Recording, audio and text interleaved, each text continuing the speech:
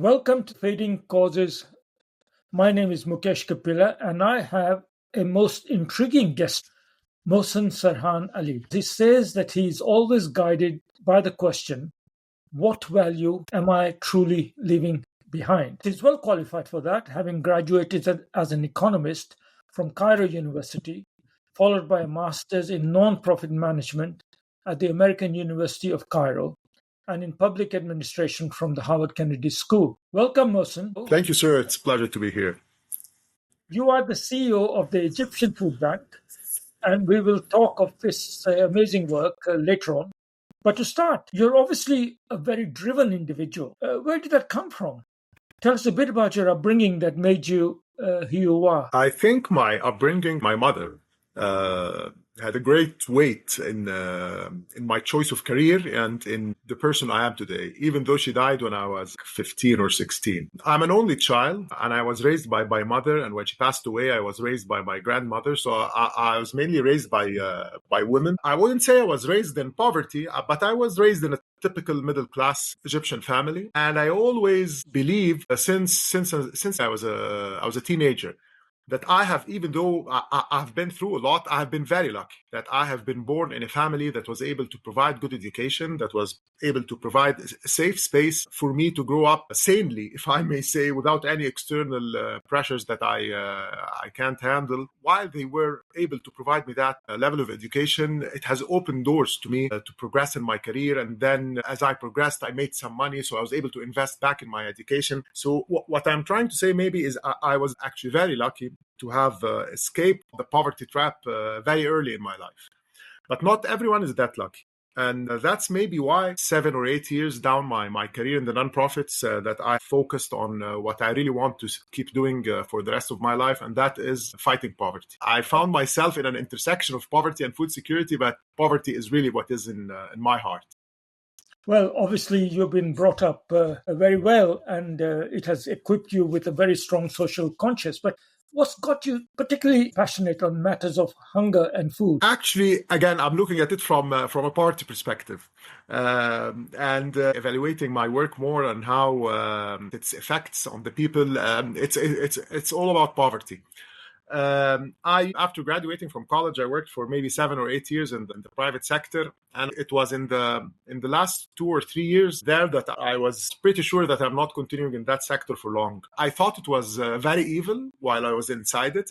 Of course, after I got out and I started working in the public domain at large, I understood how the private sector is indeed the sole driver of economic growth, and it's the sole fighter or the biggest fighter of poverty anywhere in the world, and how it gives people good jobs and enough money so that they can donate to us in the end. But while I was inside and I was working in export, traveled a lot.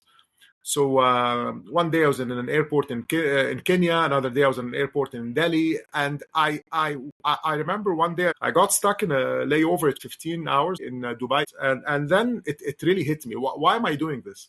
I had two kids at that time and a wife, and I had they were everything that I have got, and I kept wondering why am I leaving them? Is it just for money? What's after that? What's the ultimate objective of my traveling and of whatever I'm doing? And then as I thought deeper and deeper, it was obvious that the only objective of my job was to make some board somewhere a little richer. That's it. I know that's a very reductive way of looking at it. I was a bit young at that time. When I got outside the private sector, I understood that boards getting wealthier isn't a bad thing for the aggregate good of the world. But at that time, I felt I want to do something else with my time. I want my years on earth, no one knows how many, to do something better than just accumulating wealth for shareholders sitting somewhere and they don't care about what I'm doing. I get your journey and the inspirations and experience behind it, but I still don't understand why you fixated on hunger and food security as part of your general concern about poverty. Actually, I'm not. By chance, I found myself in one of the biggest nonprofits in food security in the region. But my first job in the nonprofit world was with education. I spent there like 5 years, and then I went to another nonprofit. I copied BRAC's targeting ultra poor model, and I started prototyping here in Egypt. And I spent again another 4 or 5 years, and then I was headhunted to lead the Egyptian Food Bank. Very happy.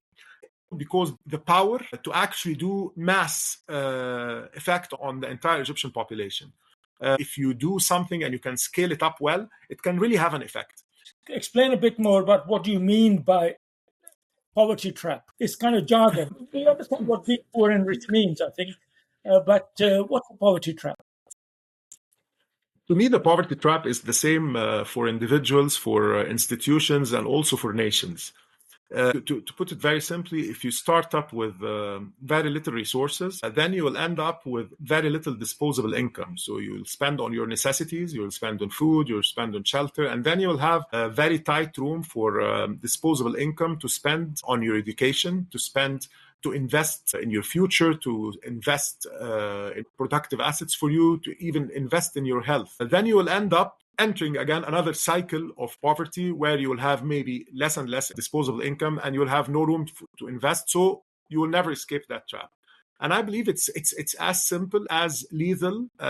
And you cannot really escape it by yourself. And no matter the level of motivation you have or the drive in you, if you're trapped in that, there is really no way out. Of course, there are statistical anomalies. Maybe 1 in 100,000 can escape it. But if you are born into prosperity, your chances are hundreds of times better than someone who is not born into that circumstances of actually making it for yourself and actually creating another wealthier family. So are you saying that getting out of the poverty trap is really about taking charge of your own destiny, lifting yourself out of your disadvantage? No, what I'm trying to say that is impossible for you to take control of your own destiny if you are trapped in it. To me, at least. An external force has to step in. Someone has to take your hand and pull you out of that. But from my part of the world, or from what I've been seeing, it's very hard for the poor to escape that trap by themselves. And it's very hard for nations to escape that trap by themselves. Again, there are anomalies and there are exceptions. But external forces have to step in, and also for institutions. So the nonprofit I was working in, its scale, after maybe 5 years I spent there, I was able to go from 1 million in funding to 40 million. But if I spend another 5 years, I wouldn't be able to grow from 40 million to 400 million. It's nearly impossible because, again, there is a limit to how far you can grow from the place where you have started. But the Egyptian Food Bank was already a huge machine. It just needed some oiling up. It just needed a little bit better gas, and then it would fly. And it did. So before we get into the Egyptian Food Bank, which I'm extremely curious to learn about, can you provide a kind of bigger context? Give us some facts and figures about the state of the world's food security. Certainly. As you know, Professor, SDG 2, or the goal of ending hunger, is one of the most famous goals for being most certainly to fail by the expiration of the SDG round in 2030. So there are maybe around 9% of the world population in severe undernourishment. Let's say very, very simply, they cannot get enough calories to sustain the most basic functions of life. So we're talking about more or less 800 million people. And if you look at the total amount of food that is available in the world, calculated in calories, the world produces from 20 to 22 trillion calories each and every day. And if you take that and divide it by the world population, you'll find that each person, when divided equally, they will have around 2,700 calories. And that's well above the threshold required for people to exist. Actually, 2,700 calories will allow you to thrive and to live and to be able to passionately pursue whatever you want to pursue in life. If you take the issue of food waste, maybe 13 or 14% are wasted every day. Again, you will end up with 1,000 calories available per person. And if you look at it from a global distribution perspective, and I've done some calculations and I've singled out the countries that have the highest percentage of their population affected by undernourishment. When I looked inside those countries alone, again, there are enough calories within those individual countries to go for everyone. So the country in the world with the highest percentage of people under undernourishment line, they still have around 1,800 calories to go around. So where's that flaw? Again, it's poverty. It's to me, it's nothing else. Because the levels of income inequality that we're experiencing today, yes, they're a little better, but they're still mind-boggling. So these are fascinating statistics, and really clarified that actually the world is producing more than enough food for everyone. And yet, of Yes. course, it's not distributed in an equitable manner, and people are going hungry. 800 million, you said. Meanwhile, probably another billion are so fat that they're having to take expensive injections to put their weight down. But tell me, from your studies of poverty and traveling around the world, why do we have such gross inequalities with food availability, affordability, and access? And why is the world tolerating them? Why do we have such inequality? Again, it is from the evil root of income inequality. We're having calorie inequality. And why? It's a very interesting question. And I'm professor, I don't know how to say it, but we were always destined to be like that, the global south. And global north has always been destined to be like that. I think it's a matter of geography. Are you saying If you go, inequality is part of the world that we are bound to live in, is destiny? I mean, yes, there's always been it is. South, rich and poor, and we should get used to inequality. But you're saying we should lift ourselves out of poverty. You said we need a helping hand. I'm trying to figure out whether it is possible to make the world a better place through countering unfairnesses and inequalities, or whether or not philanthropies and NGOs like yours are just panaceas to mitigate the worst harshnesses and make the world a little more humane. All right. When I joined the Egyptian Food Bank, their mission was ending hunger. That was aligned with what was stated in the MDGs and then the SDGs. But one of the first things that I'm proud that I have done when I joined, that I convinced the board that this is a myth and that is something that would never happen. Because those flags are unrealistic, setting targets is a very delicate science. If you set a target that is unattainable, people will most certainly lose hope in the end of the road, and they will probably will probably figure out that there's other stuff that they better do with their time. If you set a target that is somehow achievable but a little bit stretched out, I think that's the sweet spot. Of course, if you set a target so low, you will be losing on people's potential, and you will actually be ending up with something much lower than where you should be. I believe ending hunger is a myth. Ending poverty is another myth. And I believe the world by design on the aggregate scale will stay as it is. Yes, there has been exceptions. Yes, China has skyrocketed out of that equation. India is following next. Maybe Bangladesh will find it also flying out of that trap in a decade or so. But again, as we fly, the global north would have flying much higher, and the technology gap, especially with the proliferation of AI we're seeing now, I think it would get much wider. We would never be able to catch up on that technological divide we're living now, and we're destined on the aggregate level to stay not where we are, but the difference will stay the same between what we can reach and what the global north could reach. I'm not trying to be pessimistic, but I'm trying to say that for a non-profit operator as myself, my utmost dream of success is being able to save whoever are within my jurisdiction. I mean, I have enough resources to serve X number of people, so I want to save them. I'm using maybe a little bit strong words. I'm not saving anyone. I'll try to serve them as effectively, as efficiently as I can. I have around 1,200 employees. I want to be good to them, and I want them to be able to have good lives and to be able to enjoy the work experience. But that's it.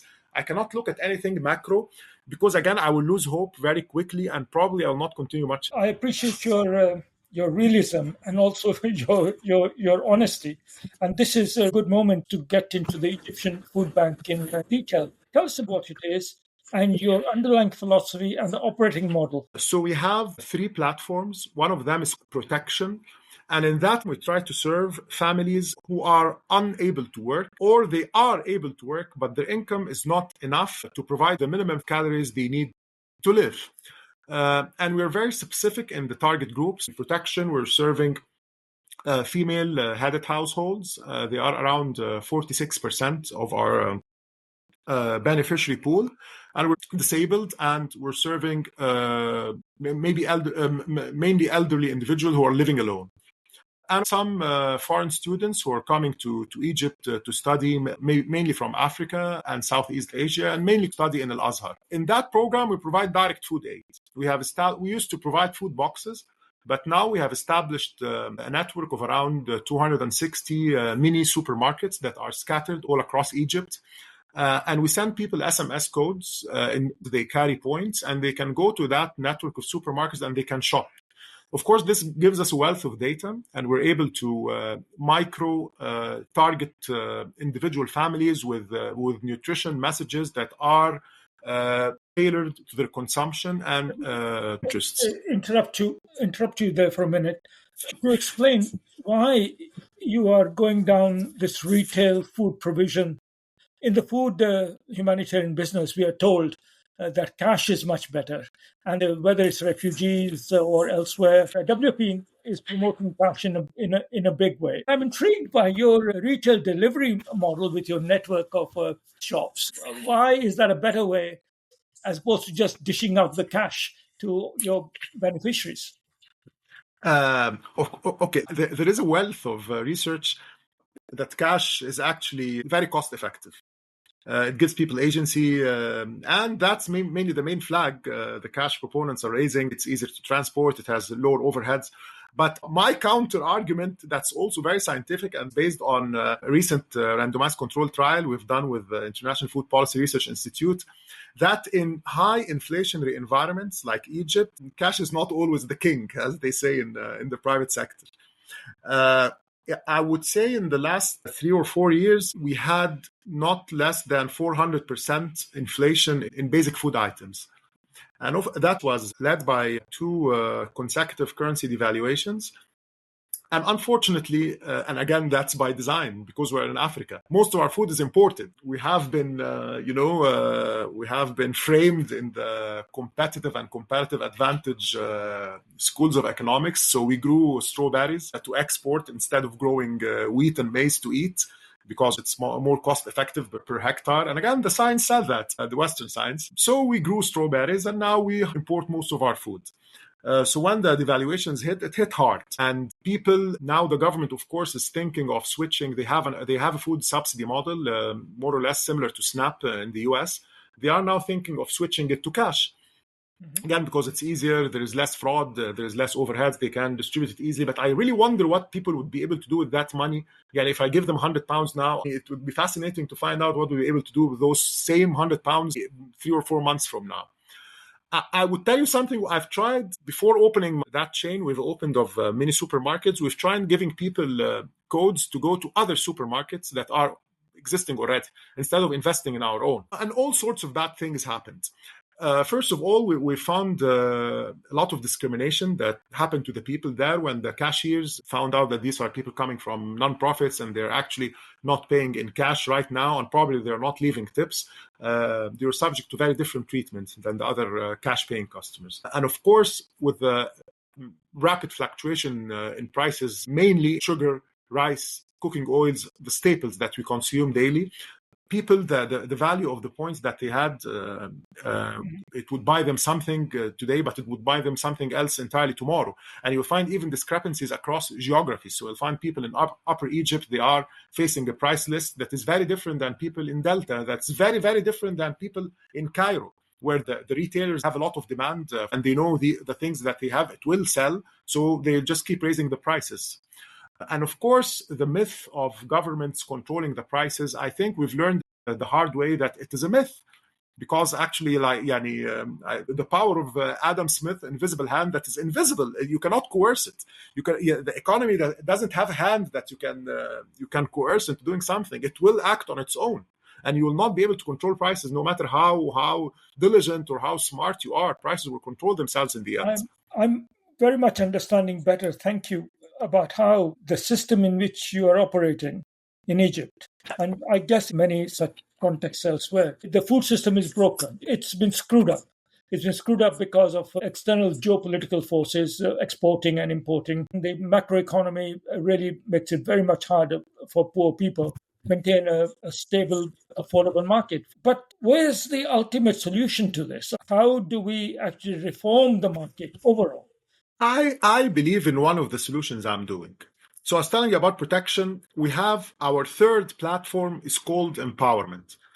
I've started 3 years ago, and it took us 2 years to actually get up and running. What I'm doing in that platform, we're buying food items in excess of $50 million a year. I'm trying to push as much of that procurement directly to the poor. If I would say it another way, to integrate them within my supply chain. And I do that all across the food items I'm buying. So we're buying around 300,000 chickens a year.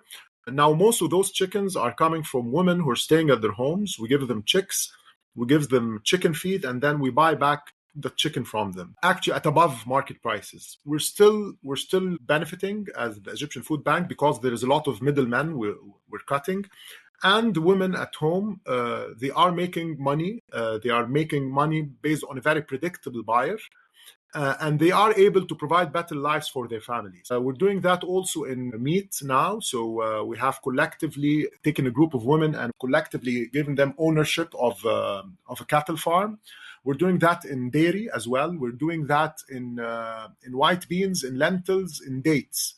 And we're starting to do it even in cooking oil by planting, by empowering farmers who are planting sunflower, and we're taking that and turning it into oil. So I think if other big players in food procurement, especially the government, start moving diligently in that direction, it could lift masses, millions and millions out of poverty. Because, we've been doing micro projects to save the most disadvantaged segments of society from poverty. We've been doing them for decades, and they never work. We think they work, but they never work. Even the micro loans, yes, they are very successful because the poor pay back, but they're not better off. They pay back, and the repayments rates are always fantastic, much better than banks. They are over 90%, but the people are not richer, and they haven't escaped the cycle of poverty. But because we go and we spend money on training, and we spend money on courses, and we spend money on equipment, but again, those people, their problems are much more compounded than just access to finance, access to mentorship, and it's most importantly access to markets and access to scale. They don't know where the market is, and if they know where the market is, they don't have the scale to actually compete with the big guys. But if big guys like us are able to provide them with a stable market, it changes the laws of the game entirely. I am impressed. I can understand now better how you are not just helping poor people, but trying to do something about the structural causes of their poverty through giving them capacities, empowerment, and means to be able to rise above the poverty that you talked about. But tell me, micro level, starting from the bottom up approaches, are they the only way to bring about change in underdeveloped societies? Wouldn't this be more effective if done top down by act of policy? I think the world we're living now in, Professor, it's less globalized and more nationalist and more enclosed on itself. And even within those small worlds, I believe public policy is very much politicized. And I don't think in most parts of the world now, people who have the power have the heart to actually do something to the people who do not have power. I think the people who have power want to help other segments that also have power so they can have more power. But the people without power are left out of the global equation completely. Of course, we have seen what happened with USAID, but it will keep getting worse and worse, and governments will close on themselves much more. I think it's up to institutions like us that are independent and financed from the public and privately to actually collaborate and do something on a little bbigger scale. Also, I think people have to start listening to scientists more. I don't know how to do that, and I don't know how would ever get, how the scientific community would ever have decent amount of leverage that is actually have a voice within the policymaking domains. But I think it's all now on the individuals. It's all individual institutions. Big things happening globally all across the world at the same time. I think it's getting more and more hazy. It's heartwarming to see that despite all the doom and gloom out there and all the forces that are aligning against progress and in fact going backward in many cases, you have decided to actually take agency into your own hands, and in the sphere you find yourself in, try to make a positive difference. You told me before that your research interest lies at the intersection of psychology, public policy, and implementation. We've talked a lot about implementation, and we have referenced public policy. But where does the psychology fit in? I first got interested in that in my previous work, anti-poverty program targeting ultra poor, and I wanted to see if our work would have any effect on the mental health of the people we're serving. So I got, if I remember that tool, it was called Beck's Depression Inventory. And this tool, it asks stuff like, when was the last time you did something meaningful in your life? When was the last time you had good time with your friends? When was the last time you felt content with what you had? And I sent 5 or 6 of my staff to the field to start applying those questionnaires to the people that we serve. And I ended up in a catastrophe, because my staff, after reading the first question, started crying, and the women that they served started crying, and then the managers started crying, and I had like a massive nervous breakdown across the whole institution, because even for people who were salaried employees and they had some form of a stable job, whenever they read the first sentence, they just started crying, because they never had a day in their life where they felt they were like content or doing something meaningful or stuff like that. So again, I started seeing that poverty and mental health are very tightly connected. When people are poor, and poor to a level that they cannot guarantee that they will be able to eat today or tomorrow, and they are not able to guarantee that if one of their children had a disease, they will be able to buy them that medicine, that traps them much, much deeper in the poverty trap. And it fixes, and again, that's very scientifically, it fixes their mind in the now, and they seek what is called instant gratification.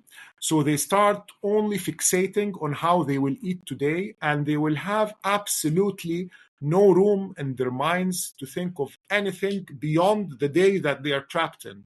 So a woman will never think about better health for herself or for her children or better education. She will never even have any aspirations to do any of those things. She will only be trapped in the food today.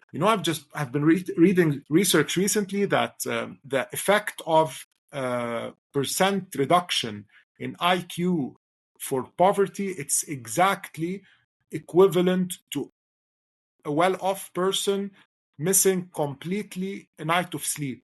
So people would be living in that perpetually. Each and every day, they are trapped in the now. And that also what prompted me. I started a couple of years ago a nonprofit in Egypt. It's called Ulfa. I haven't yet launched it on a scale to actually have an effect, but this nonprofit is focused on nothing but the mental health of poor women in rural areas. And again, I think that this issue is very important here, because mental health here is very stigmatized. So if you find a woman in a poor area, she most certainly has chronic depression. If she goes to her husband and tells him, I want to go visit psychiatrist, most probably he will drag her to her parents and say, your daughter is no use to me. She's insane. We find that across all demographics and across all geographies here, but it's very prevalent in poorer areas. And whatever we do to poor people to try and lift them out of poverty, if they are trapped in chronic depression, it makes the job of the social worker 10 times harder. If I may get personal about your own psychology, you appear very obsessed. And the obsession has two sides to it, a bad and a good. So I'm not making any judgments here. But there is, for example, Elon Musk. He's obsessed about going to Mars. I wonder whether your obsession with your mission is blinding you to some ultimate destination that is not yet clear to you, and which you still need to discover to become more effective. So let me just ask, what's your ultimate destination? It's a very difficult question, but alhamdulillah, God has given me a lot, but I think I am trapped in instant gratification. I am trapped in my day each and every day. I think my main driver is I don't want to feel that I have lost any time. So when I meet yani Allah, my creator in the afterlife, I would be able to confidently say I've done whatever I could. But I'm not trying to see something in particular. I'm just trying to squeeze as much as I can from each and every day. And that makes it very difficult on myself and for the people also around me. I've just been telling my staff in the Egyptian Food Bank, we've been living under stress for 6 years. And this is not normal. Yeah, this is not normal to have a job that you are always under stress, but that stress, I am creating it on myself and unfortunately for the people around you, because I want to get the most I can get out of each and every single day, because that day is not coming back. You've almost answered my next question, which was where we started when you said that you ask yourself this question: what value am I truly leaving behind, and how you measure it? I think I understand how you measure it, but tell me, how often do you do your value computations? Do you do it every day, perhaps before bed, and as you're brushing your teeth? Are you saying, "Oh, what good did I do today? How much value did I add?" Or how do you do your self audit? And what happens on the days which are bad? We all have those bad days when things don't go as we plan, when we don't achieve what we want. What do? Are you sleepless? So I have this very clear test that I put myself to. I wouldn't say every day, but quite often. It's called the replaceability test. So the Egyptian Food Bank is maybe the 10th or the 11th place that I worked in, because this test I've been applying it for most of my life, and whenever I fail it, I'm out. That test is very simple. I imagine myself that if my job was advertised in a newspaper, how many people would line up for it? And if I was interviewing them, how likely I am to find someone that would replace me and do a better job than I do. If I find that I am in a replaceable position, I just leave and go to a place that I'm not easily replaced, because that's where I think I will have value. It's actually a relative value.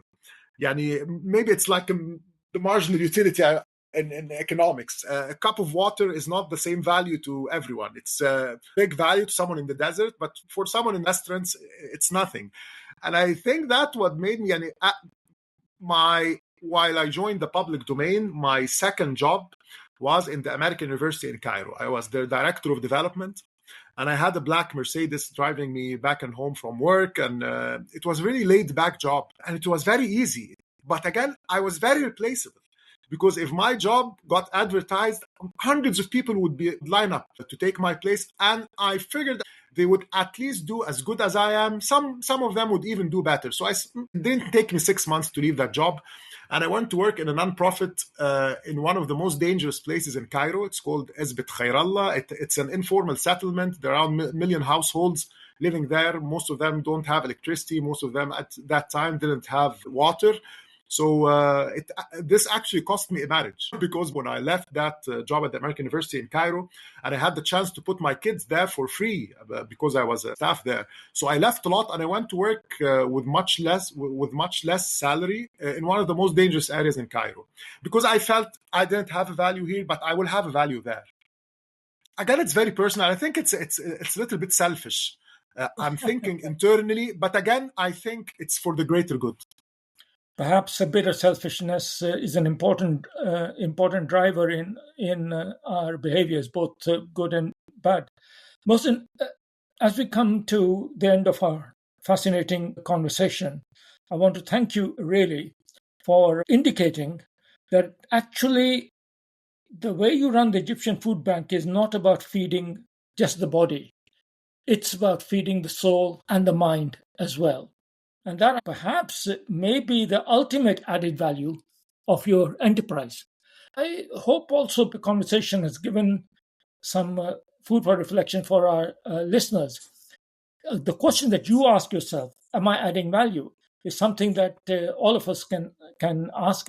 So thank you again very much, Mohsen, for being my guest today. Thank you, Professor, for giving me the opportunity.